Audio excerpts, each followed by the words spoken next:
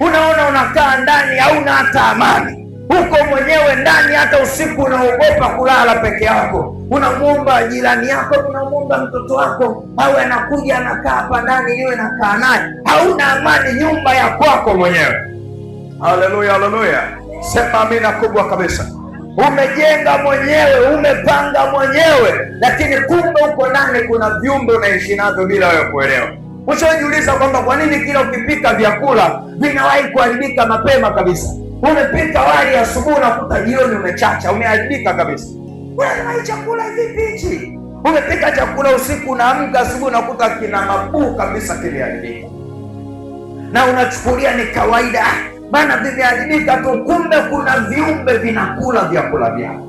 Kuna majini yanakula vyakula vyako, yanakutia hasara bila mwenyewe kuelewa. Sema amen kubwa kabisa. Haleluya, haleluya.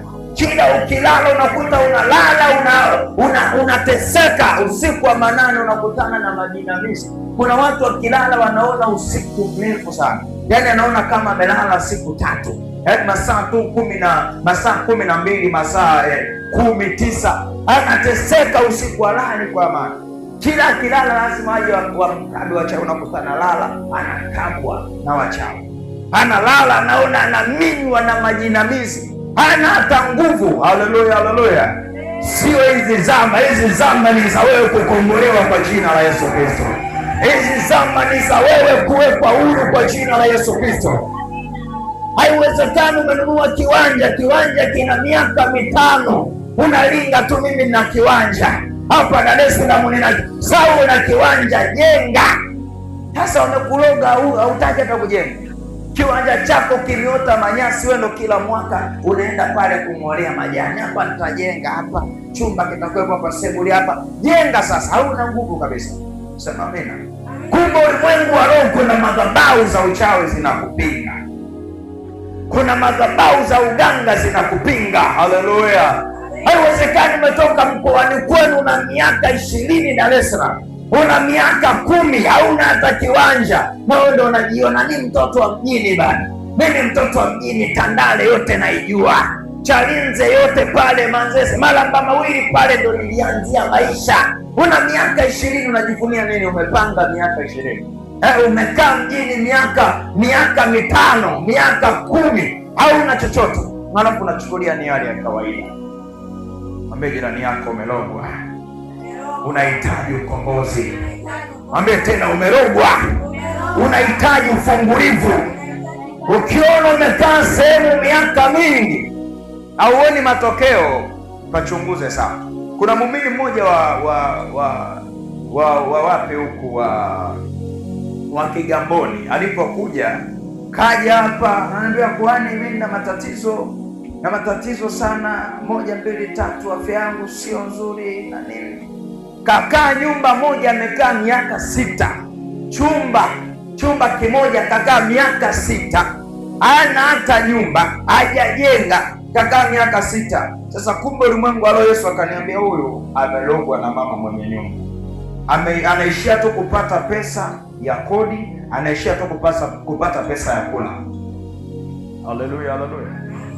Ni pale nimesha pazoea pale, mimi pale nimejenga mpaka undugu, wale wote ni mandugu zangu. Ndugu zako ni wa kule kwenu Iringa ulikotokea kule, ndugu zako ni wa kule kwenu Kigoma. Watuletea undugu wa mtaa, unasema ndugu gani? Haleluya, haleluya. Sema amina kubwa kabisa. Huyo tu ni jirani mwema, na anaweza kufanyika kwa daraja la wewe kukuzuia kupata mafanikio. Na ninakuombea kila jirani yako, kama ni mchawi, kufa nafe kwa jina la Yesu. Kama kuna mtu yoyote yuko karibu na wewe anakuroga kwa siri au umjui, kufa nafe. Hapa tunasamehe 7 mara 70. Hatuna. Haleluya, haleluya. Hatuna samehe 7 mara 70. Unajua 7 mara 70 wewe? 7 na wasamehe 7 mara 70. Maandiko yanasema wasamehe wewe. Sema amen. Wewe mara 70 wewe sio utajinyonga wewe. Umepigwa tu pigo moja, saizi uchumi wako umekata, hata ibadani ya uji. Umepigwa tu pigo la pili, mume wako saizi hajatulia. Yaani saizi amani ndani hakuna, mafarakano ndani ya ndoa, nyumba imekuwepo ni uwanja wa mieleka, hakuna maelewano tena. Hilo pigo la pili hilo. Haleluya, haleluya. Pigo la tatu, nakutana na mameseji, baba watoto anachati na vibinti vya 2000 anachati navyo, unaona miamala anatuma pale, mimi nasamehe mpaka fike 70 wewe tutakuta umejiua wewe. Haleluya, haleluya. Mapigo tu matatu, umekonda, hauna nguvu kabisa kabisa kabisa. Haleluya, haleluya. Sema amen kubwa kabisa. Sasa mpaka afike 70, si huyo ambaye anakuteza tumwangamize kabisa ili uwe na amani. Nabii Isaya anasema ile siku aliyekufa mfalme Uzia na alimuona Bwana. Alipokufa tu adui yake akaanza kumuona Bwana katika maisha yake, akaanza kuona ustawi katika huduma yake. Maanake huduma yake akinabili kopo ing'ai, haionekani kwa sababu kuna Uzia anayemzuia. Sema amina kubwa kabisa. Nami nimekuombea kila Uzia wa ndani ya familia kufa na afe kwa jina la Yesu. Yoyote ambaye anakuroga kwa siri kuangamia na angamie. Haleluya, haleluya. Haiwezekani, ni mtu tu una jitihada, unajituma, lakini hauoni mwelekeo wa maisha. Kuna mtu mwingine unamuuliza hivyo, mwelekeo wako wa maisha wa mwaka unauoneje? Sielewi, yani naishi hivyo. Mungu unajua alivyoandika ndo hivyo hivyo, sasa mimi ndo hivyo hivyo naishi. Sasa unaishi vipi wewe? Haleluya, haleluya. Unajua kabisa kuna shambulizi adui amelituma juu ya maisha yake, lakini nimekuombea Yesu akubariki na ayabariki maisha yako kwa jina la Yesu Kristo. Hizi sio zama za kuteswa tena na wachawi. Yaani kama una adui yako huko mtaani kwako anakusumbua, una adui yako huko kijijini kwenu anakusumbua, wewe niletee mimi, andika tu majina yake matatu. Haleluya, haleluya. Amefanya ndoa yako haina amani, hakuna maelewano, unamjua, andika majina yake, niletee mimi. Sema amina kubwa kabisa. Mimi najua nini cha kumfanya mtaji wangu mimi, ni majina tu matatu. Haleluya, haleluya. Laundi nimevaa upanga wa maangamizi. Hatutaki tucheke tena na wachawi, hatutaki tucheke tena na mizimu. Haleluya, haleluya. Nimekuombea Yesu akubariki kwa jina la Yesu Kristo. Ndio mtu mwingine anasema sasa kwani anaongea mambo mimi ndio saizi chazeeka mimi cha. Hata kama umezeeka hujaolewa, na kuombea Mungu akupe mzee mwenzako kwa jina la Yesu. Akuletee ule ambaye mtafarijiana, mtaishi naye pamoja kwa amani na upendo. Haleluya, haleluya. Maandiko yanasema aliyoliwa na nzige na palale na turutu nitarejesha tena, na amuri akarejeshe tena kwako kwa jina la Yesu. Unajua sasa baba mchungaji, mimi saizi kujenga siwezi, natafuta tu 200 za kula. Unahubiri mambo ya kujenga, nitajengea wapi? Mwambie jirani yako kuna upako wa muujiza. Upako wa muujiza hauangalii umri, hauangalii kimo, hauangalii mwaka. Unakuta kuna muujiza tu unatokea kwa jina la Yesu. Nimekuombea usiye na nyumba upate nyumba yako kwa jina la Yesu. Nimekuombea usiye na mafanikio upate mafanikio yako kwa jina la Yesu. Ukawe mtu mkubwa. Haleluya. Sema amen kubwa kabisa. Unajua jamani, hakuna raha kama ya kudai. Haleluya. Hakuna raha kama kudai. Unajua ukiwa unadai watu bana, unatembea kwa malingo sana mtaani. Haleluya, haleluya. Yaani unajisikia tu kupita kwenye kale kanyumba nako kama mdeni wako pite tu pale. Yaani hata kama uendi kumdai, wewe unapita tu. Na madiji habari napita. Sasa lile deni lako naomba nitakupa. Mimi napita. Haleluya, haleluya. Sasa mimi napita tu, naanza kujisemea deni nitakupa, najua mambo sio mazuri. Haleluya. Niambia tulia, usijali utanipa. Sasa ukiwa unadai, ukimuona tu Mama Fatuma yule pale, unakimbilia ndani. unamwambia mtoto wako akipita hapa Kigongo, mwambie mama yupo. Haleluya! Kumbe upo ndani, mama kajifungia chumbani, na mtoto wako alipo mdogo sasa anapita mdeni wako, mama yupo. Mama kasema niseme eti hayupo. Haleluya, haleluya. Eti hayupo tena, kwa hiyo yupo nani? Lakini kasema niseme eti hayupo. Haleluya, haleluya. Unaona mambo ya kudaiwa, hauna hata amani. Haleluya. Mtu akiwa anadaiwa anaogopa kupita hata ule mtaa wa mdeni wake, anaogopa pale nadaiwa, acha nizunguke. Amina kubwa kabisa. Kuna watu wanadaiwa leo mpaka chumvi kwa mangi, wanadaiwa mpaka viberiti. Amina. Unakopa mpaka chumvi, mpaka kiberiti. Zama za leo, unajua kabisa hili ni pepo la ufukara, hili inatakiwa lishughulikiwe kabisa kabisa.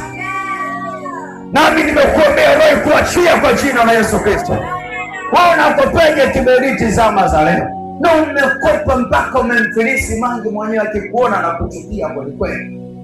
Na unajua mwisho wa mwezi kuna mchezo nacheza, takapomaliza mtalipa madeni yako yote. Mwisho wa mwezi unapokea huo mchezo na kodi na gongea hapo, unadaiwa kodi na mcheza na kwa mangi unadaiwa sasa. Sema amen. Unaama duka la 7. Yaani una saizi ukienda dukani, yaani unahakikisha umevaa mbali kabisa huko. Mbona unapita maduka mawili pale mlangoni? Unajua tu kule mbele ndo nako kupenda naendaga huko. Kumbe anakimbia madeni. Sema amina. Haleluya, haleluya. Shida sio shida, kuna mtu anachezea maisha yako kufa na afe kwa jina la Yesu. Nasema kuangamia na angamie. Haiwezekani. Ni mtu una roho ya madeni, hauna amani. Ni mtu una roho ya madeni, una madeni chungu mzima. Leo nataka nibadilishe kibao kwa jina la Yesu. Na wewe huo unakopesha. Haleluya, haleluya. Huo unakopesha watu wao wanakuja kukukopa wewe. Unajua pia ishara kwamba una nyota ya mafanikio, ila adui amekuloga tu. Ni pale unakuta kila mtu anakuja, mama hebu naomba nikopeshe 30, nikopeshe 50, nikopeshe. Kumbe hata ndani unga una ndani. Haleluya, haleluya. Nikopeshe utakuwa na 20 hapo, nikopeshe. Kumbe hata 5 una. Haleluya, haleluya. Ukiona dalili watu wanakuja kukuomba fedha, maana yake unajua kabisa hapa kuna shida. Nyota yangu mimi ni ya mafanikio, lakini wameniroga. Haleluya, haleluya. Lakini nimekuombea Yesu akubariki kwa jina la Yesu Kristo. Upokee upako wa fedha na upokee upako wa mafanikio. Unajua fedha ni roho. Fedha unayoishika, fedha unayoenda nayo dukani ni roho. Ina masikio, ina miguu na ina mikono, inatembea. Watu wengi wamekosa upako wa fedha. Yaani adui amekufarakanisha na fedha. Mchawi anaweza kukufarakanisha na fedha kwamba huyu akose fedha. Unakuta ndo hapo unapambana sana. Kwa wiki ukipiga takwimu umeshika fedha shilingi, unakuta umeshika 20,000, 25 wiki nzima, au umeshika 12,000, 15, au umeshika 7 wiki nzima, au una fedha. Unaona ni hali ya kawaida. Ile fedha ni roho. Haleluya, haleluya. Fedha ni roho, inaweza ikakaa kwenye mikono yako, lakini inaweza ikaondoka. Kuna watu fedha zimegeuka tu kama ni kituo cha daladala. Yaani fedha ikae mikononi. Akishika tu fedha matatizo yanaingia. Akishika tu fedha magonjwa yanaingia pale. Akishika fedha matukio ya ajabu yanaingia pale. Unajua kabisa hapa kuna shida kati ya connection yangu ya mimi na fedha. Kwa sababu gani? Fedha ni roho. Fedha ni roho. Unapoona 10,000, unapoona 5,000, unapoona 2,000, unapoona 1,000, ni roho ile. Sasa usipojua kuitamkia, usipojua kuinenea, utajikuta fedha zinakuwa mbali sana na wewe. Ukishika fedha unasha kupata fedha ndogo ndogo, au ukishika fedha unakuta matatizo yanaingia pale. Ndio mtu mwingine anakuambia mimi nashika hela ila sielewi inafanyia nini. Ushawahi kujiuliza kwamba kwa nini ushike hela alafu sielewi inafanyia nini? Yaani ameshika fedha 200,000, 300,000, zinapokutika zote, akili inaamka pale akisha pesa zikipokotika, zikiisha. Hivi ile 200,000 nimetumia nini? Haelewi. Sema amina. Kwa sababu ulimwengu wa roho wachawi wamemloga. mapepo yamemloga, majini yamemloga, yamemfarakanisha kati yake yeye na fedha. Sasa ulimwengu wa roho usipojua kuutawala na usipojua kuitamkia fedha, hauwezi kupata baraka wala mafanikio. Nimekuombea Yesu afungue milango ya fedha kwa jina la Yesu. Nasema nimekuombea Yesu afungue milango ya fedha kwa damu ya Yesu Kristo. Maandiko yanasema fedha ni jawabu la mambo yote. Ukikosa fedha huwezi kupata mambo yote. Haleluya, haleluya. Watu leo wanalinga kwa sababu wana fedha. Watu leo wana mafanikio kwa sababu wana fedha. Haleluya. Unajua ukiwa na fedha bana, hata kama mtu unapita tu, mtu anapita tu, ana majivuno sana yule, analinga sana. Kumbe ni fedha tu, watu wanakuchukia kwa sababu una upako wa fedha. Haleluya, haleluya. Ninakuombea Mungu akupe manukato ya fedha kwa jina la Yesu. Nasema ninakuombea Yesu akupe manukato ya fedha kwa damu ya Yesu. Wewe nasema ninakuombea Yesu akupe manukato ya fedha. Fedha zikae kwenye mikono yako kwa jina la Yesu Kristo. Fedha zikae kwenye mikono yako kwa damu ya Yesu Kristo. Yaani ukishika fedha ufanyie mambo makubwa na upate matokeo makubwa kabisa kabisa. Haleluya, haleluya. Hatuwezi tukakubali iwe fukara. Tusipokemea pepo la ufukara kwako, hatuwezi tukajenga kanisa. Tunahitaji mabati hapa tumalizie hema. Hili hema litaisheje sasa kama hauna fedha? Haleluya, haleluya. Ni lazima tulikungute hilo pepo la ufukara likuachie, ili ulete zaka na dhabihu madhabahuni kwa Bwana, ili wewe upate baraka nyingi kwa jina la Yesu. Sema amina kubwa kabisa. Hapa tuna wadhamini kwamba tuna Waingereza, wa Marekani, wa Ulaya watajenga madhabahu hii. Madhabahu hii tunajenga sisi wenyewe kwa nguvu zetu. Haleluya, haleluya. Hatuna mdhamini kwamba anaweza akaja kutudhamini hapa ajenge alafu aondoke. Tunajenga wenyewe. Bwana Yesu Kristo atukuzwe sana. Ni lazima uelewe kwamba ndani ya mwezi huu wa 6 ni mwezi wako wa wewe kudai haki zako za msingi. Huu mwezi ndio mwezi wa kumuuliza Mungu, Mungu uliniumbia nini mimi? Kwa nini siku ya 6 uliniumba? Ndio muda kumuuliza Bwana. Haleluya, haleluya. Muulize tu hivi, kwa nini mimi uliniumba? Mungu ndio anatakiwa akwambie, nilikuumba ili wewe uwe kama Mangi. Uwe kama Mo, uwe kama Manji, uwe kama Baresa. Haleluya, haleluya. Lakini sasa kuna wakologaji wameakologa maisha yako. Bwana Yesu Kristo atukuzwe sana. Sasa ni mambo ya rohoni. Umeumbwa, hujaumbwa uje uteseke. Hujaumbwa uje ulale na njaa. Hujaumbwa uteseke na magonjwa. Hujaumbwa uke hospitalini miezi 6, 7. Hujaumbwa ushike fedha ndio magonjwa yaingie ndani yako. Kuna magonjwa mengine ya kipepo, yaani ukisha kamata tu 700,000, 800,000 ugonjwa unaingia. Unatibiwa. Pesa zikisha na ugonjwa unaondoka, unakuacha. Unaanza tena na moja. Haleluya, haleluya. Unaona ni hali ya kawaida, kumbe ulimwengu wa roho ni nguvu za kichawi ambazo zimetumwa kwako. Ni nguvu za mizimu ambazo zimetumwa kwako. Sema amina kubwa kabisa. Lakini leo maadui zako wote leo kuangamia na waangamie kwa jina la Yesu. Nasema watesi wako wote kufa na wafe. Hata kama wanajiita wao ni maji marefu, tunawataka hapa tuwaangamize. Hata kama wanajiita wao ni wazee wa siku, tunaye Yesu Kristo mzee wa siku. Hata kama wao wanajiita vingunge, tunaye kingunge wa wangunge, aliye Yesu Kristo Nazareti aliye hai. Sema amina kubwa kabisa. Sema ameni mpaka wachawe kusikia. Mtu mwingine anakuta anakuambia, bana mimi naenda kwa mganga, naona kuna mtu ananisumbua. Wewe nani nikakwambia mganga anaweza akamuua mchana? Haiwezekani, kwa sababu wale ni chama kimoja. Wale wote wanamtegemea shetani, wote wanachukua nguvu kwa shetani. Sema amina kubwa kabisa. Yaani ni sawa sawa, yaani mtu tuseme kwamba mtoto wako uliyemzaa wa kike na mtoto wako wa kiume, mtoto wa kike akaja kukwambia, mama huyu hapa naomba umkatae asiwe mtoto wako, mtoe kwenye familia yako. Ni kitu ambacho kiwezekani. Haleluya, haleluya. Vifo hivyo pia unapoenda kwa mganga kwamba mganga, hebu naomba umshughulikie huyu hapa, umshughulikie, ni chama kimoja. Ukija hapa madhabahuni ndio hapo tunamkumuta sawasawa, kwa sababu yeye ni giza, sisi ni nuru. Na ndio maana Mungu katika uumbaji wake alipoona giza ni kikwazo kwake, akasema giza liondoke na iwe nuru. Nami ninaliondoa giza kwenye maisha yako kwa jina la Yesu. Maadui zako wote ambao ni giza kuondoka, waondoke.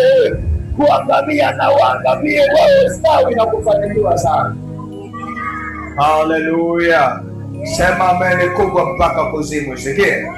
Sema amen mpaka waliokuroga wakusikie. Sema amen mpaka mapepo yakusikie. Haleluya! Huu sio muda kucheka na wachawi jamani. Haleluya, haleluya! Huu sio muda kucheka na mapepo. Huu sio muda. Mimi hapa mwenyewe kuna watu watatu ndani ya familia, ukoo wameanguka. Haleluya! Nimeanza kuwafagia wa kwangu kwanza waliokuwa wanataabisha ukoo wetu. Wote wamekata moto mwaka juzi nadhani mara ya mwisho mwaka jana mwezi wa 8 nilishuka huko nyumbani. Sema amen kubwa kabisa. Niliteremka kule Mbeya kule kwenye mizimu ya Kinyakyusa kule, nikaenda kuikumuta sawasawa mizimu kule. Kuna mtu alikuwa anajiona yeye ni mtawala wa familia, akawa anajiona yeye ni mwenye nguvu, ni mjomba kabisa, lakini ameshika familia yote kwa njia ya uganga na ushirikina. Nikaamua kusimama kwenye maombi, nikamwambia Yesu, huyu hapa simtaki, nataka uondoke. Nilipoingia kwenye maombi, ulimwengu wa roho nikamwangusha, akafa. Alipokufa mimi pale nikasema huu msiba lazima niende kushiriki. Sema amen. Nikamalizie kuwafagia na waliobakia ndani ya familia, nishuke huko waliko. Niliposhuka kule, nilipofanya maombi, sikukubali huo msiba uwe wa kawaida. Haleluya, haleluya! Yalikuwa anapigwa maombi mazito kwa nia huo mpeka, akasema huyu mchungaji atubinwa wapi? Sema amen kubwa kabisa. Nikakataa ngoma zote za asili, nikasema hakuna kupiga mangoma asili hapa, hakuna kupiga mangoma ya kimizimu, hatutaki hizo mila kwenye hii familia. Nilipokuwa kule, Yesu akaniletea maono, akaniambia kwamba wewe sasa ndiye ambaye nakuweka kuwa kiongozi wa familia hii. Hakuna mtu yote mbaya ambaye atafanya mabaya ndani ya familia, wewe ndio kiongozi. Sema amen. Mpaka leo uko wote uko hapa mkononi. Hakuna mchawi wala pepo wala jini anayeluka kwenye ukoo. Sema amen. Haleluya, haleluya! Nami nimekuombea Yesu akupe utawala ndani ya ukoo wako, akupe utawala ndani ya familia yako. Hakuna mchawi wala mganga ambaye atainuka tena kwenye ukoo wako kwa jina la Yesu. Bana, unajua ukiwa mtawala wewe kwenye ukoo unakuwa na nguvu ya kuamuru vitu. Sema amen. Kuna watu leo wanamiliki ukoo, ni wachawi, wanamiliki ukoo. Sasa kwa sababu wanamiliki ukoo, wanaua wanavyotaka, wananyonga wanavyotaka. Ndani ya familia unakuta kila mwaka mnaenda kuzika, kila mwaka mnaenda kuzika. Kumbe kuna mtu anaua, ni watu wamegeuza kuwa nyinyi kuwa banda la kuku au banda la sungura. Anaingia tu kwenye banda, anamchukua Fatuma anamuua, anamchukua Mwarokwikwi anamuua, anamchukua Adija anamuua, anachukua fulani anamuua. Unakuta familia inapokutika kila mwaka. Kumbe kuna mtu kageuza kuwa banda la kuku kwa wewe. Sema amen kubwa kabisa. Niye mnalia kweli kweli, ameenda Yalawi, tulimpenda jamani. Alikuwa akifungwa mimba baba yetu, ameenda, amechukua panapouma. Mungu kachukua panapouma. Nilikuwa nikimwomba hela sana ya watoto alikuwa anatoa. Unalia kweli kweli. Sema amen. Kumbe kuna wakorogaji wauaji wamekaa mule msibani. Sema amina. Wao ndiye mnadhani mmemzika ndugu yenu, kumbe mmezikiwa mgomba pale. Wamemchukua wao, wanaenda kumgeuza nyama, kumgeuza kisusio, wanamla pale. Sema amen kubwa kabisa.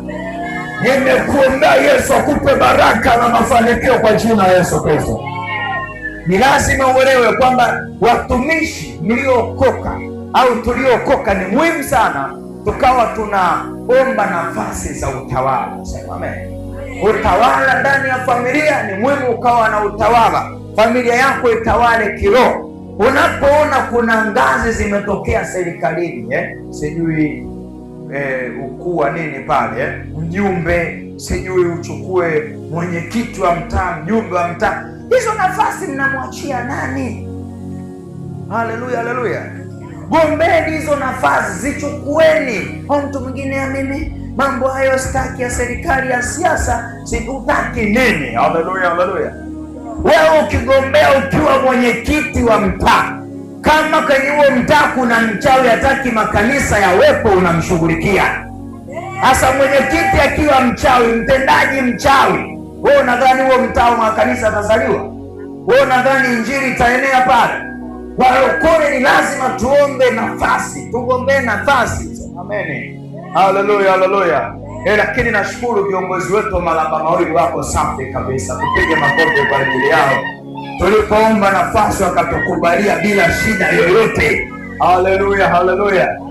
Ni lazima mugombee nafasi, mdai nafasi. Mnapogombea, mnapotawala, kuna nguvu mnakopo, mnaidhibiti nguvu ya shetani. Sema amina kubwa kabisa. Sema amen mpaka kuzima kusikia. Nimekuombea Yesu akupe nafasi serikalini kwa jina la Yesu. Hata kama hujasoma, wacha kujidharau, ninakupa kibali cha kukubalika. Kinachohitajika ni hekima yako na maarifa yako na jinsi ya kutatua matatizo ya watu ili uendelee mbele. Sema amen kubwa kabisa. Tunamuona leo Baba Levo kawa mbunge wa Kigoma kule. Haleluya. Ana elimu hata moja, lakini anavyotikisa bunge saizi hatari. Ana elimu hata moja. Haleluya, haleluya. Kwa sababu gani? Amejua kabisa hapa naenda kudai haki za wananchi wako. Hasa na wewe ukipata nafasi ya kugombea, nendeni mkagombee. Haleluya. Tunahitaji hapa wenyekiti wa serikali za mitaa, mkae hapo, tunawakaribisha kwa heshima kabisa. Sema amina kubwa kabisa. Wangapi watafanyia kazi hayo na Mungu awabariki. Unapowapa nafasi watoto wako, hata watoto wako pia hakikisheni mnafanya jitihada waende katika ngazi za serikali. Na ndio maana hata Roma ana mfumo mmoja wa kutengeneza watoto, kuandaa watoto tangu wakiwa wadogo. Wanawaandaa, wanawasomesha, wanawakuza, alafu wanakuja wanatupa serikali. Haleluya, haleluya. Unakuta wabunge wengi wa Roma, marais wengi wanaotawala nchi, asilimia kubwa unakuta wanaingia pale ni wa Roma. Kwa sababu gani? Walikuwa wanawaandaa. Haleluya. Muulize jirani yako, na muandaeje mtoto wako? Na mtu mwingine akiangalia kanatoka kwa naisi katakuwa kaisi yake. Akapona kanaiba pesa. Nyama 1000 kanachukua. Weka 200 kanachukua. Akatakuwa kaisi yake. Mungu tu akanusuru, akasaidia. Haleluya.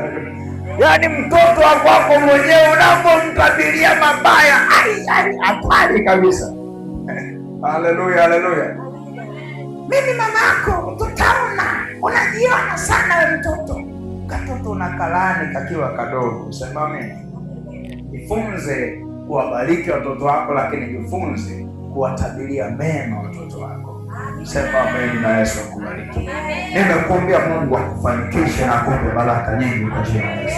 Unaandika, utaandika somo linalosema nguzo 7 za ulinzi wa kiroho. Majirani, nataka niongelee nguzo 7 kwa dakika hizi 3 zilizobaki. Nguzo 7 za ulinzi wa kiroho. Nguzo 7 za ulinzi wa kiroho. Andika hilo somo. Ni lazima uelewe kwamba ulimwengu wa roho kwa mtakatifu aliyeokoka analindwa na nguzo 7. Nguzo 7 za ulinzi wa kiroho. Unapoona mtu analindwa kiroho ambaye ameokoka, elewa kabisa kuna nguzo 7 ambazo amesimama nazo, ambazo zinampa ulinzi, zinampa kinga dhidi ya mashambulizi au mavamizi ya adui ulimwengu. Sasa nataka niongelee nguzo 7. Nguzo ya kwanza ambayo natakiwa uelewe, tunasema nguzo ya maombi. Tunasema nguzo ya maombi. Ukitaka upate ulinzi katika maisha yako, unapoongelea ulinzi wa kiroho na wa kimwili, ukitaka upate ulinzi wa kujikinga na magonjwa, wa kujikinga na umaskini, wa kujikinga na vifungo vya kichawi, hizi nguzo 7 ukitembea nazo leo kabisa, haya maroho mabaya hayatakupata. Nguzo ya kwanza ni maombi ya kila siku. Mwambie jirani yako, maombi ya kila siku. Maombi ya kila siku ni ya muhimu sana pale ambapo naomba kila siku. Hiyo ni nguzo ya kwanza ya maombi. Hiyo ni nguzo ya kwanza ya ulinzi wa kiroho, maombi. Unapokuwa muombaji muda wote, masaa zote, unapata baraka na mafanikio. Haleluya, haleluya. Maandiko yanasema iweni watu wa kuomba wala msikate. Mwambie jirani yako, usikate tamaa katika maombi. Na kuna mwingine, nimemwombea sana huyu baba huyu, mimi nimemwachia Mungu, nimechoka. Nimeomba maombi ya rangi zote, mambo hayaendi. Nani kakwambia kuna maombi yanaenda bure? Maombi huwa yaende bure. Maana ukisoma kitabu cha Yeremia, maandiko yanasema machozi yako nimeyahifadhi kwenye chupa. Mungu anaongea maneno haya. Manake maombi yako nimeyahifadhi kwenye chupa. Maombi yako nimeyahifadhi, hata kama leo unaona hajajibiwa, kesho yatajibiwa. Mwambie jirani yako, jifunze kuomba. Mtu yoyote ambaye anaomba, wachawi wanamchukia. Mchawi hapendi mtu mwana maombi. Ukiwa mtu wa maombi, mchawi hawezi kukanyaga hata nyumbani kwako, anaogopa, anaona pale pana moto pale. Ukiwa mtu wa maombi, mapepo yanakuogopa. Ndio maana unakuta, kwa nini ujiulize kwamba kila ukipangaga ratiba za maombi kuna vikwazo vinaibuka from nowhere tu. Unakuta ukianza kuomba nyumbani kwako, mara ile kiu ya kuomba inapotea. Sasa leo utaomba sana leo. Ukifika ule muda wa kuomba, unajikuta umeomba dakika moja tu, umeshaomba, umeshukuru, umetubu, umeomba vita, umepiga chombo. Dakika moja tu shamaliza. Haleluya, haleluya. Unaweza, shida ni nini? Shida ni kwamba wachawi hawataki uombe, kwa sababu wanajua ndio uponyaji wako, ndio ulinzi wako wa kiroho. Sema amina. Lakini mtu yeyote ambaye ni mwana maombi anakuwa karibu na Mungu. Mtu yote ambaye anaomba anakuwa karibu sana na Roho Mtakatifu, anakuwa karibu na Mungu. Mtu yote ambaye anaomba sana, hata kufanya dhambi kwake ni ngumu, haiwezekani kabisa. Haleluya. Kwa sababu maombi, unapoomba muda mwingi, yanaua tamaa zote za mwili. Unapoomba muda mwingi, yanaua tamaa zote za fikra, yanaua tamaa zote za dhambi. Unaishi maisha matakatifu. Sema amen. Unapokuwa mtu wa maombi, mwili wako unanyong'onyea, unaisha nguvu ya dhambi, unainuka ule mwili wako wa rohoni, mwili wa ndani unaopenda ibada, utakatifu na mambo yote ya kumcha Mungu, kwa sababu ni maombi. Sema amen kubwa kabisa. Kuna wakati ukiandaa ratiba ya kuomba nyumbani kwako, unasikia uzito, jilazimishe. Yaani hata kama ujisikii kuomba kabisa, jilazimishe hivyo hivyo. Haleluya. Jilazimishe, jibembeleze, sema hata kama mimi naomba. Yaani hata kama umechoka vipi, unajisikia kulala, umekaa kitandani, ombe hapo kitandani, nyenyuka tena, endelea kuomba. Hata kama unaona macho analembua, unaona usingizi, wewe endelea kuomba. Endelea kuomba, hata ukijigonga ukutani kingo ya network itarudi, itakaa sawa. Huku unaendelea, Baba navunja na haribu kwa jina la Yesu, ninapasua nguvu za hivyo hivyo. Usikate tamaa katika maombi. Mwambie jirani yako, usiache kuomba. Mwambie tena jirani yako, usiache kuomba. Jukumu la kuomba sio la kuhani peke yake. Jukumu la kuomba sio la mchungaji wako peke yake. Jukumu la kuomba ni la kwako. Amen. Na ndio maana hapo ukifika hapo unakuta tunawahimiza watu wote waingie kwenye maombi. Utakapoingia kwenye maombi, hata kama hujui kuomba, wewe omba tu, Yesu nisaidie, Yesu nijalie, Yesu nisaidie. Hivyo hivyo ufuatisha maneno yote ambayo kuhani anayaongoza au kiongozi wa ibada anayaongoza, yabebe, tembea nayo humo. Utakuta naye Roho Mtakatifu atajaa na atafurika. Utaanza naye kuomba kwa nguvu kabisa. Kwa hiyo nguzo ya kwanza ya kukulinda na mashambulizi ya wachawi ya kukulinda na mashambulizi ya nguvu za giza ni maombi. Nakusema maombi, nakusema tena maombi. Lakini nguzo ya pili ni neno. Neno kwenye hii nguzo ya kwanza maombi, utaandika kile kitabu cha Thesalonike wa kwanza 5 mstari wa 17 hadi 21 pale. Lakini nguzo ya pili ni neno. Utaandika kitabu cha Zaburi, kwa sababu ya muda utasoma tu kwa muda wako. Zaburi 119 na mstari wake wa 105. Zaburi 119 na mstari wa 105. Nguzo ya pili ya kulindwa kiroho au kupokea kinga kiroho ni neno. Alisema neno. Tamka tena kwa nguvu, sema neno. Neno ni Mungu mwenyewe. Neno ni Yesu mwenyewe. Haleluya, haleluya. Unaposoma neno muda mwingi, unamjaza Mungu ndani yako. Bwana Yesu atukuzwe sana. Unamjaza Yesu ndani yako, anajaa kwa wingi. Akijaa kwa wingi, hakuna magonjwa atakaa huko ndani. Sema amina. Hakuna mapepo yatakaa huko ndani, kwa sababu una neno. Una neno. Unajua kisha lijaza neno, kuna wakati hata ukisikia kichwa kinakuuma, kikikuuma tu kwa ghafla, kidonge cha hicho kichwa sio kunywa Panadol. Kidonge cha hicho kichwa ni kutamka neno. Haleluya. Unatamka tu neno kwamba imeandikwa, nitakuwa kichwa. Wewe kichwa, ninakutamkia, toka maumivu ya kichwa, ondoka, niachie, toka, uwe mzima. Nakuta kila kitu kinaondoka. Haleluya, haleluya. Unakuta ule ugonjwa unakuachia kwa sababu umetamka neno. Kwa sababu gani? Umelijaza neno. Mwambie jirani yako ajizoeshe kusoma neno. Ndio mtu mwingine ushawahi kujiuliza, hivi vitu vya kiroho vya ulinzi vinapita sana. Ukishika simu ya smartphone, unakuta unaweza kuperuzi hata masaa 6, hata masaa 7, lakini ukipewa tu Biblia soma, unashindwa kabisa. Haleluya. Kubebesha kitu kigeni kabisa. Kusoma Biblia dakika 5 unaona kama umesoma masaa 10. Lakini ukipewa season, ufuatilie season sijui ya kidunia, season hizi za duniani hizi, mbona hapo mtakesha hapo. Sema amen.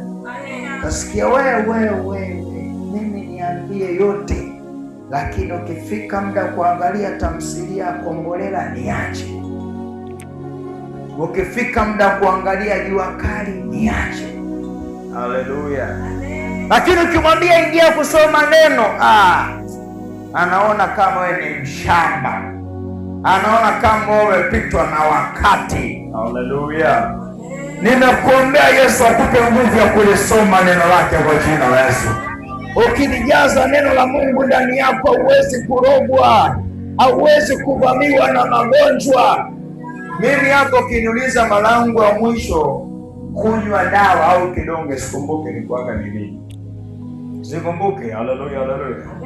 Kitu ambacho nilimwambiaga Yesu, nikamwambia Yesu, kama wewe uliwahi kuumwa, basi na mimi nitaumwa. Kama wewe uliwahi kumeza kidonge Panadol sijui Piriton, na mimi basi nitameza. Haleluya. Tangu hapo sijawahi kuumwa wala kurogwa. Sema amina kubwa kabisa. Na kuambukiza upako juu yako kwa jina la Yesu. Magonjwa ya kuogope, vifungo vikuogope kwa jina la Yesu. Hivi vitu vyote ni roho. Unajua kila kitu ni roho. Hata magonjwa ni roho. Unapoona tumbo linakuuma, ni roho hiyo imekaa tumboni. Unapoona miguu inavimba, ni roho hiyo imekaa kwenye miguu. Unapoona wewe ni tasa au kilo kibeba mimba zinaharibika, ni roho hiyo imekaa kwenye kizazi. Unapoona kwamba kichwa kinakuuma muda wote, ni roho imetumwa ikae kichwani. Haleluya. Na ndio maana ukifika hapa kwenye madhabahu ya ukombozi, tukikuombea unakuta ule ugonjwa unaondoka. Ni nini imeondoka? Kwa sababu gani? Ile ni roho. Haleluya. Ni roho ilikuwa imekaa imekuvaa hapa. Kwa sababu ilikuwa imekuvaa na ulikuwa hujui na utambue, unachukulia kawaida. Kuna kijana mmoja alinitafuta, mama yake alinitafuta. Aliponitafuta ni mama Macha, yupo Tegeta Tegeta pale. Sasa huyo mama yeye ana watoto wake wa kike na wa kiume. Watoto wake wa kiume baki kama wawili. Sasa huyu mmoja aliyebaki mdogo ana familia yake, yuko kamia wapi, Kibaha. Huko Kibaha yuko na mke wake na mtoto nadhani mmoja au wawili, kitu kama hiyo. Sasa akapatwa na shida. Haleluya, haleluya. Akapatwa na shida, akajikuta ghafla tu anaumwa na moyo unamuuma, kifua kinabana kabisa, hali ni mbaya. Inafika hatua mama yake akamchukua akamtoa huku Kibaha akampeleka Tegeta kule nyumbani. Mtoto anamwambia mama yake maneno magumu sana. Anamwambia, mama, mimi hapa ndio nakufa na kuaga mama, na kuacha peke yako. Anaumwa, moyo unauma. Kuna wakati moyo, kifua kinajaa, anashindwa de kuongea. Yaani anaweza akawa anakusikia kila anachokiongea ila hawezi kukujibu. Mishipa hii yote hii unakuta imevimba kweli kweli. Inafika tu anamuaga mpaka dada yake. Anamwambia, dada, bye, mimi ndo nakufa, naomba nitunzie watoto wangu. Bwana Yesu atukuzwe sana. Lakini aliponipigia mama yake, kanambia, kuhani, nakuomba uje nyumbani kwangu haraka sana, mwanangu analala pale. Nilipoenda nyumbani kwake, nilipofika pale, nilipomwangalia, mimi nikamwambia, mama, huyu mtoto huu sio ugonjwa wa kawaida. Hii ni roho tu imejaa pale kifuani, inaweza kutoka. Sema amen. Bwana Yesu Kristo atukuzwe sana. Nilichokifanya mimi nikamuombelea pale. Nilipomwombelea, lakini Yesu akanipa maelekezo kwamba hiki kifungo kiko kule nyumbani kwake Kibaha. Nikamwelekeza, na sasa mama, andaa utaratibu, inatakiwa mimi nikanyage kule Kibaha. Basi nikatoka nadhani na huyu mke wa huyo jamaa pamoja na binti mmoja na mtoto wake wa kike mwingine. Tukatoka tukaenda kule Kibaha.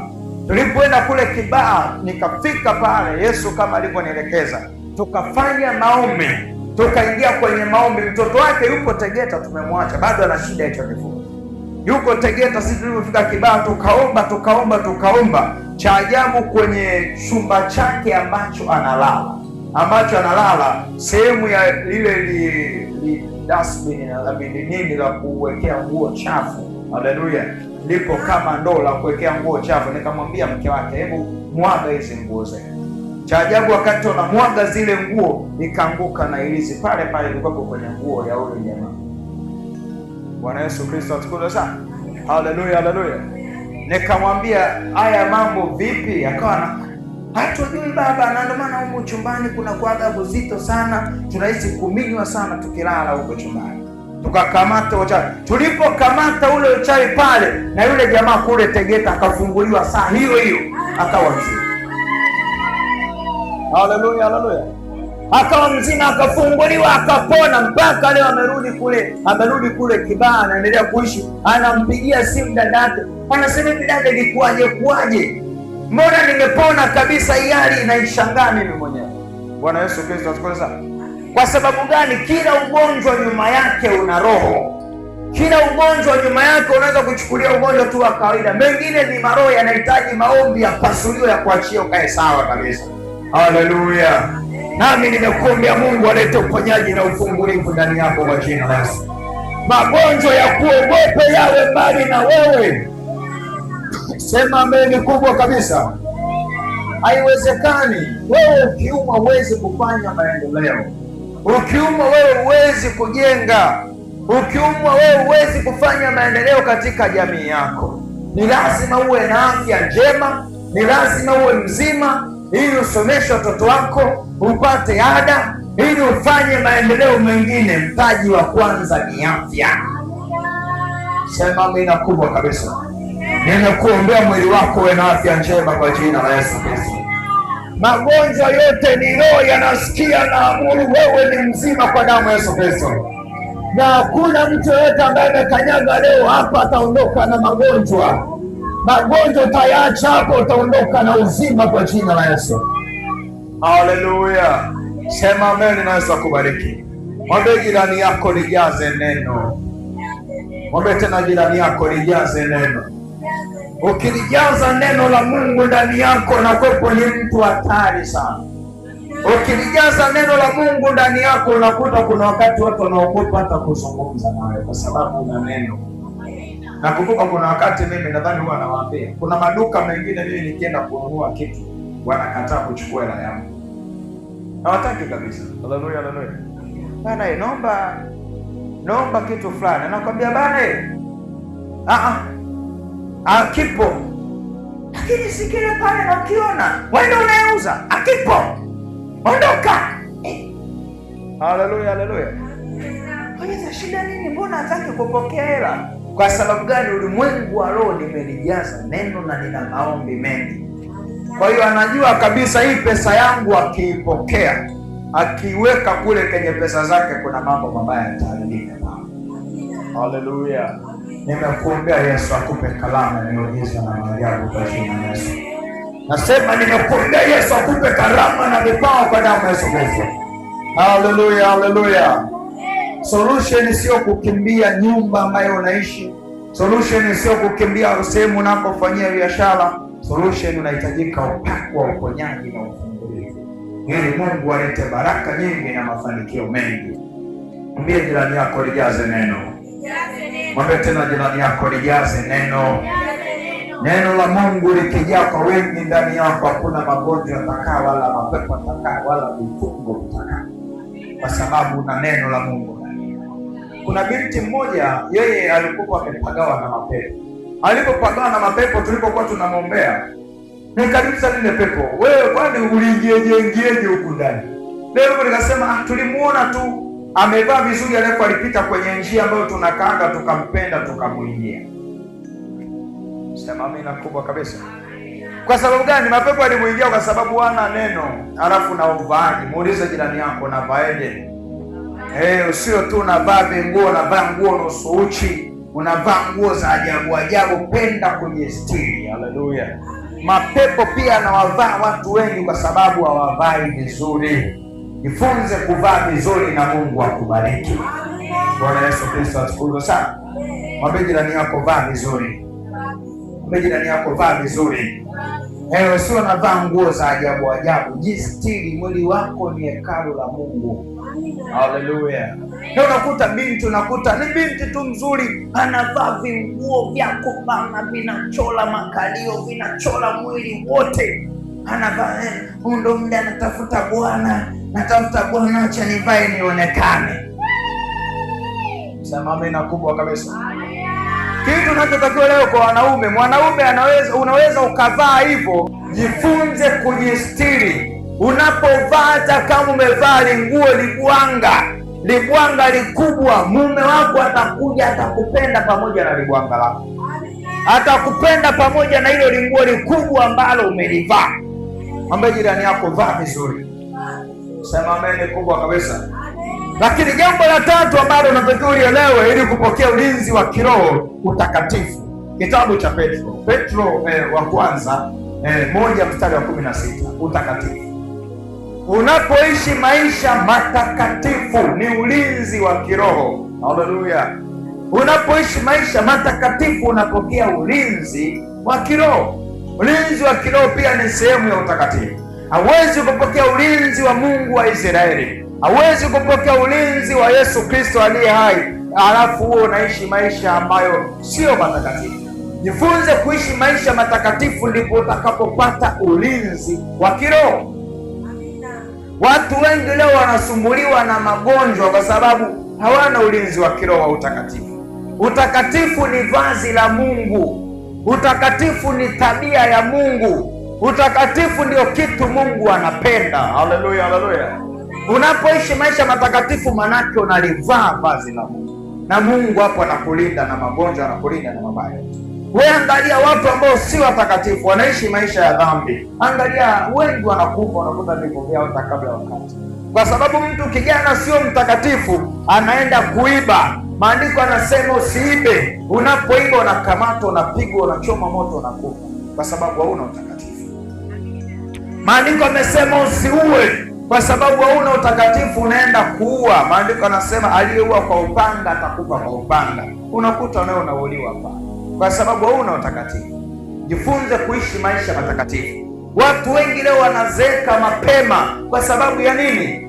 Wanaishinda, wanakunywa mavilevi. Mtu anakunywa mavinywaji makali, anakunywa mapombe mabaya yenye sumu kali na affect mwili wake. Kwa sababu hana utakatifu, anazeeka, anaharibika, anakufa. Sema amina. Moja ya asili pia kuishi miaka mingi duniani ni kuishi maisha matakatifu. Moja ya asili ya kuishi maisha mema, upate baraka na mafanikio, ishi maisha matakatifu. Haleluya, haleluya. Kadri wanadamu wanapozidi kutenda dhambi, ndipo Mungu anazidi kupunguza miaka kuishi duniani. Mungu alisema mwanadamu ataishi miaka 120, lakini leo watu hawaishi miaka 120. Unakuta mtu kafikisha miaka 50, 60, afikishe 70 anakufa bana, au 75 anakufa. Amefikisha sana miaka 77, aendelee mbele hapo. Kwa sababu gani? Dhambi. Unapofanya dhambi ndio unajipunguzia miaka yako ya kuishi. Lakini unapoishi maisha matakatifu ya kumpendeza Mungu, unapata baraka. Hebu baraka. Hebu baraka. Unapata baraka na ulinzi wa kiroho. Kwa sababu wewe jaribu pia kuangalia, mchukue mtu ambaye ameokoka na ambaye hajaokoka. Mtu ambaye kwanza nitoe mfano tu, mtu ambaye unajua hajaokoka, ukiangalia sura, unajua hata akiwa ni mzuri vipi unamuona ni mbaya. Bwana Yesu Kristo atukuze sana. Ukiokoka, mtu ambaye hajaokoka, kwanza anaokoka ni mbaya. Haleluya. Huo ubaya naongelea ubaya gani? Ubaya wa tabia. Ubaya wa tabia, tabia mbaya zimejaa ndani yako. Sababu hajaokoka, ndani yake kuna hasira, kuna choyo, kuna chuki, kuna wivu, kuna fitina, kuna umbea, kuna uongo, kuna mambo yote mabaya. Sasa yale mambo mabaya yanakuja yanakaa hapa usoni. Bwana Yesu Kristo atukuzwe sana. Ndipo unakuta mtu anabadilika, hata ukimuona tu unamuogopa. Ukimuona tu utaki hata mtoto wako akusalimie, na mtoto wako njoo mtweni. Utaki, unamuona kabisa huyu hapa, huyu ana mambo yake. Lakini ukishaokoka, ukiwa mtakatifu, yale mambo yote mabaya yanaondoka ndani yako, kunakuwa na upendo na tunda la Roho. Tunda la Roho kisha kaa, unakuta kuna nuru kwenye uso wako. Bwana Yesu Kristo atukuzwe sana. Unakuta kuna nini? Kuna nuru. Kuna binti mmoja alinitafutaga, alikuwa anasumbuliwa na matatizo fulani, yeye alikuwa na mimba ya majini. Ana mimba ya majini nikiwa container. Aliponitafuta, nilipomuombelea, akaniambia kwani na shida hii, na nikamwambia njoo kanisani, njoo kwenye kituo cha maombezi. Alipokuja, nilipomuombelea, hauwezi amini, yule dada alienda kujisaidia haja ndogo, nyama kilo 2. Nyama iliyooza inanuka kilo 2. Anakwambia ni kuani kwenye yale maombezi, nilikuwa naona kabisa nakata roho. Niliona nakufa kabisa, hana hata nguvu. Bwana Yesu Kristo atukuzwe sana. Nilipomwombelea na nikamwambia ulinzi wako wewe ni kuokoka.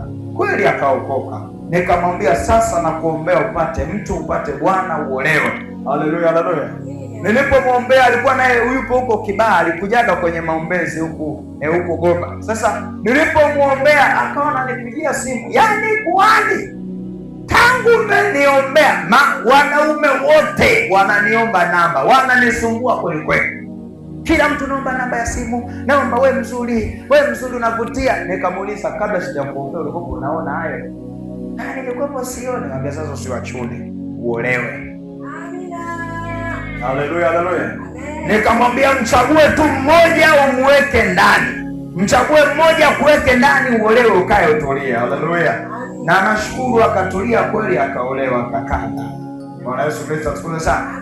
Ni kitu gani ambacho kilikuwa mwanzo kinamfanya aonwe na wanaume? Kwa sababu matendo yalikaa usoni, akawa anakatalia. Ila alipookoka, lile giza likaondoka, ile matendo ambayo yakaondoka, kibali kikakaa kwenye uso. Haleluya. Kwa sababu gani? Matendo mema alikaa kwenye uso, akapata baraka na Mungu. Nimekuombea Mungu akujalie uishi maisha matakatifu kwa jina la Yesu. Nasema nimekuombea uishi maisha matakatifu kwa damu ya Yesu Kristo. Haleluya, haleluya. Ndio kuna mwingine sasa, muda umeenda wapi? Huko nyumbani kwa Bwana. Haleluya. Huko kwa Yesu hapo, unasema muda umeenda wapi? Sema amina kubwa kabisa. Ninakuombea Yesu akujalie nuru ya uso wake, uishi maisha matakatifu. Huo ndio ulinzi wa kiroho. Haleluya. Lakini ulinzi mwingine wa kiroho ni imani imara. Hebu sema imani imara. Mtu yoyote mwenye imani imara anajikinga kiroho na mabaya. Mtu mwingine anaishi tu kwa mashaka, akisikia kijana wanaisha shuka kimbia, hana imani. Haleluya, haleluya. Anakuja hapo namuombelea kabisa, pokea uponyaji, pokea ufunguzi. Sizani, lakini nimekunywa mavidonge, nimechoma masindano, nimeenda mpaka kwa waganga, imeshindikana. Wewe unasema tu pokea hiki. Ana imani imara. Jifunze kuwa na imani imara ili Mungu akufanikishe. Jifunze kuwa na imani imara ili Yesu akubariki. Jifunze kuwa na imani imara ili uende viwango vingine kiroho. Sema amen kubwa kabisa. Lakini jambo lingine ili uwe na kinga kiroho, nasema ushirika. Ushirika ni wa muhimu sana ili upate ulinzi wa kiroho. Unapotaka kuwa na ulinzi wa roho, usishambuliwe na wachawi, waganga na washirikina. Jifunze kudumu katika ushirika. Ushirika wa aina gani? Ushirika ndio kama hivi wa ibada. Kama umekuja leo Jumanne, upo katika ushirika. Kuna vifungo vingine ambavyo hata wewe nyumbani kwako uombe vipi haviwezi kuondoka, hadi ukae kwenye ushirika ndio vitaondoka. Unapoomba hapa pamoja na waumini wenzio au na jirani yako hapo na mtumishi mwenzako hapo, unapoomba yeye anaomba huku na wewe anaomba huku, maadui zenu hapo wanapigwa kwa pamoja. Haleluya. Wanapigwa, unajikuta maisha yako ndio yanazidi kufunguka, unazidi kupokea ulinzi wa kiroho. Ushirika. Leo kumekuwa kuna zama za ajabu sana kwa sababu ya dunia ya teknolojia. Anakuambia mimi na saizi nasali tu nyumbani kwangu, na nawasha tu TV pale, naangalia chaneli za wahubiri, nafuatilia, naabudia mimi nyumbani kwangu sebuleni. Nani kakwambia? Maandiko yamesema msiache kukutanika. Sasa pale umekutanika au umekaa sebuleni kwako mwenyewe? Haleluya, haleluya.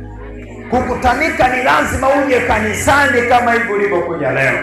Hapo ndio umekutanika. Unapokea mafundisho yaliyo hai na yaliyo thabiti. Unapokea baraka na mafanikio. So unaabudia nyumbani sebuleni, tunaangalia TV. Anakuja mama Hamisi, mama nisaidie chumvi, naomba chumvi. Ndio unaenda jikoni unampa chumvi. Naomba unatoka unaenda unarudi, simu zinaita huko nyumbani unaongea nazo, sijui nini. Jirani yako naye anawasha ile muziki likubwa pale, mnaishi kwa kukomoana. Alafu unasema eti leo nimeabudia nyumbani. Ibada gani? Haleluya. Ibada iliyo hai ni ya kufika madhabahuni. Fika madhabahuni, kutanika na watumishi wenzio, kutanika na waumini wenzio ili Mungu awabariki na kuwafanikisha. Lakini jambo lingine tunasema kwamba kufunga na kuomba. Ambia jirani yako kufunga na kuomba. Paza sauti, sema kufunga na kuomba. Hapa kidogo waumini wengi wanapaogopa kwenye kufunga na kuomba.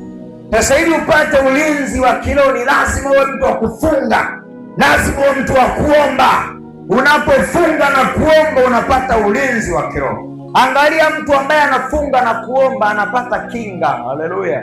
Unapata kinga ndani yako, kinga ya kiroho. Kwanza hata kufunga na kuomba hata kiafya pia ni bora, ni imara.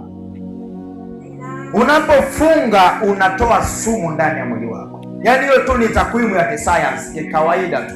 Unapochukua jukumu la kufunga na kuomba, kuna sumu zinaondoka ndani yako automatic. Zinatoka na unajikuta unakuwa na afya njema. Lakini mbali tunayo faida, unapata ulinzi wa kiroho. Funga na kuomba. Leo hapa tukitangaza mafungo, watu wanasingizia na vidonda vya tumbo. Baba mchungaji, unajua mimi hospitalini waliniambia usipite masaa 6 bila kula na vidonda vya tumbo. Mimi naomba tu nitakupa sadaka ufunge wewe, kwamba mimi ndo sipendi kula jamani. Kazi tunayo. Baba, nitakupa kiasi chochote cha sadaka ila tuwe funga. Hizo siku leo ulizosema mimi naomba tu nikupe sadaka, nitajiambatanisha. Haleluya, haleluya. Kwamba mimi ndo sitaki nipalilie kitambi sasa. Sasa mimi moja ya ndoto zangu nitengeneze kitambi hapa cha kupukutia hii simu yangu namna hii. Napukuta hapa simu inang'aa kioo. Sasa hizi mpaka niwe na hichi jamani, hichi. Ndio nafanya hivi. Vumbi likiingia. Unajua ukiwa na kitambi nacho kinasaidia, kinakusaidia baadhi ya vitu. Unakuta simu inang'aa kioo. Kwamba mimi ndo sitaki hata kakitambi kaote jamani. Haleluya, haleluya. Lakini tunachukua maamuzi ya kufunga na kuomba kwa sababu ni ulinzi na ni kinga. Nimekuombea Yesu akupe moyo wa kufunga na kuomba kwa jina la Yesu. Jizoeshe, isipite hata wiki moja bila kufunga. Tenga hata kwa wiki mara moja kwamba mimi leo nafunga siku moja.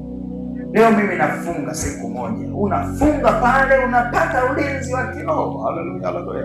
Maombi yana ngazi kuu tatu. Ngazi ya kwanza kufunga na kuomba, ndio ngazi ya kwanza. Ngazi ya pili kukesha na kuomba. Ngazi ya tatu kuomba kwa bidii. Bwana Yesu Kristo atukuzwe sana.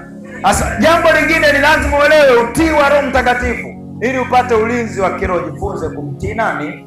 Roho Mtakatifu. Unapomtii Roho Mtakatifu unapata ulinzi wa kiroho. Huwezi kusema eti utapata ulinzi wa kiroho bila kumtii Roho Mtakatifu.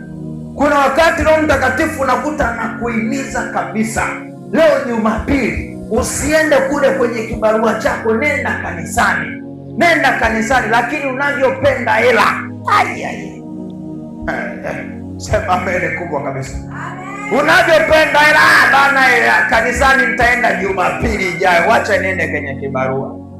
Madeni ni mengi, ngoja niende kwenye kibarua nikapunguze madeni. Jiulize, tangu umeanza kutafuta hizo pesa ndio madeni hayaishi. Unakula mpaka siku ya Jumapili, siku ya Bwana, madhabahuni, hauji kanisani. Na natafuta hela, nalipa madeni, mpaka leo unasumbuliwa na madeni. Umeyatatua?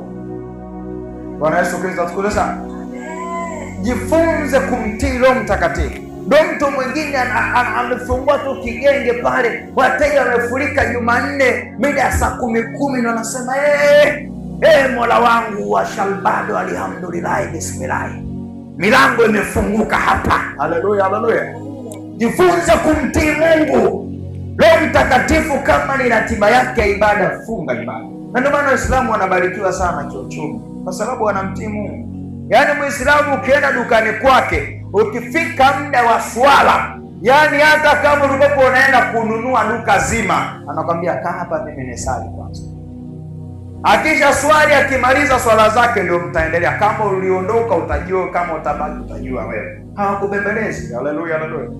Njoo kwa walokole sasa, siku ya ibada, afungue ibada jioni, ibada ya jioni kama leo Jumanne. Wateja wakija 5 6, ile mida ambayo alikuwa anataka afunge aje kanisani, anaona nyota ndio imeng'aa, anaacha hata kuja kanisani. Akamwambia, leo Mungu amenikumbuka leo. Hii mida saa 10 wateja nimeuza, nimetengeneza 20,000. Kumbe ni shetani amekupiga bao. Anajua kabisa huyu leo akienda kanisani anaenda kupokea uponyaji wake, anaenda kupokea ufungulivu wake. Tumrubuni kwa nini? Tumleta wateja 3-4 wapumbazi. Na unachukulia kawaida, unaona ni hali ya kawaida. Kumbe ulimwengu wa roho, adui amechukua baraka zako nyingi sana. Mwambie jirani yako, jifunze kumtii Roho Mtakatifu. Mwambie tena jirani yako, jifunze kumtii Roho Mtakatifu. Iko hivi, chochote kile maandiko yanaposema usiabudu sanamu, chochote kile ambacho unakipa kipaumbele, kinachochukua nafasi ya Mungu, ndio sanamu, naabudu Mungu mwingine. Kwa mfano, unakuta unafanya biashara, ni mtu unajali sana biashara hata kuliko ibada, maanake hiyo ni sanamu yako na iabudu. Haleluya, haleluya. Unafanya jambo fulani, unalipa kipaumbele hata kuliko Mungu, unaiabudu. Kuna watu leo wanaabudu ndoa zao. Mume anakwambia asitaki mambo ya kanisa, au mke anakwambia asitaki mambo ya kanisa, na unaacha ile ndoa, maanake unaiabudu. Ni ibada pale unaifanya. Haleluya, haleluya. Chochote kile ambacho unakipa kipaumbele, kama ni fedha, huyo ndio Mungu wako unayemwabudu. Kama ni biashara, huyo ndio Mungu wako unayemwabudu. Mungu yeye ni namba 1, na ndio maana katika amri 10 akajitanguliza yeye, akajipa kipaumbele yeye, kwamba usiwe na miungu mingine ila mimi. Sema amina. Ndio mwingine mimi nimeacha kabisa kutambika, siendi tena kupalilia makaburi kijijini, nimeacha. Lakini bado hajaacha ibada. Anatanguliza mambo yake kuliko ibada. Maanake mtu ni ibada pia, anaabudu miungu mingine. Sema amina kubwa kabisa. Mwambie jirani yako, jifunze kumtanguliza Mungu. Pesa zipo, jifunze kuacha nafasi ya ibada katika maisha yako. Tangu umeanza kutafuta pesa umejaza benki. Tangu umeanza kutafuta pesa mpaka leo umepata nini? Cha ajabu, unadaiwa songesha, unadaiwa nipige tafu, unadaiwa jibusti, unadaiwa sijui niongeze mwendo, sijui nikimbie vizuri. Mikopo mingine na tisha, unadaiwa mpaka kausha damu. Yaani mkopo unaishwa kausha damu, na huo ndio unaukimbilia, nipe nitapambana nao, ni mtoto wa kike.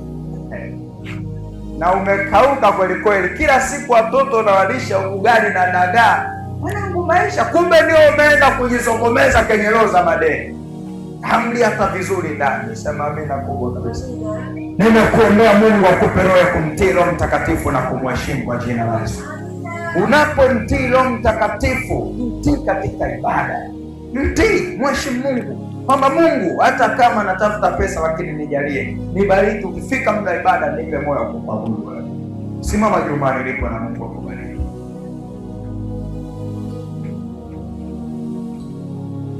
Hakuna gumu kwako Yesu, hakuna gumu kwako.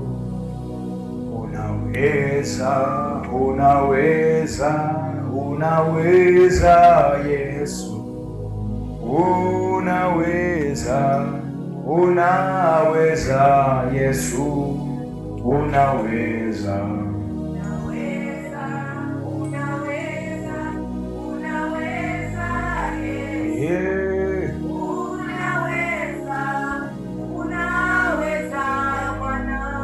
Yesu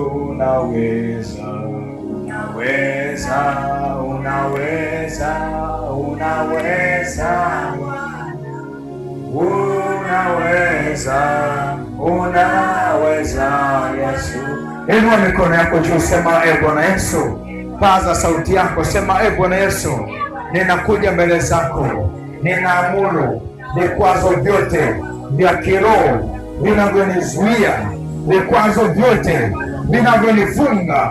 Sema e Bwana Yesu, ninavunja na kuharibu vikwazo vyote vya kiroho, vikaharibiwe, vikapasuliwe, vikalaluliwe kwa jina la Yesu. Ayaanza kuomba, haribu vikwazo vyote vya kiroho ambavyo vimetumwa katika maisha yako. Omba, paza sauti yako, sisimame sehemu moja. Omba, piga hatua, tembea hapa na pale. Haribu vikwazo vyote vya kiroho ambavyo vimetumwa kwenye maisha yako. Haribu vikwazo vyote vya kichawi. Haribu vikwazo vyote vya kiganga na kishirikina. Endelea kutamka, usinyamaze kimya.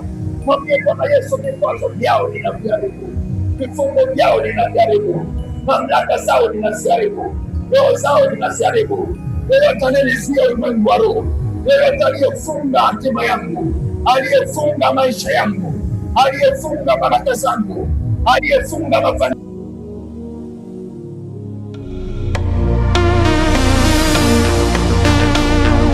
Ladies and gentlemen, welcome to the channel.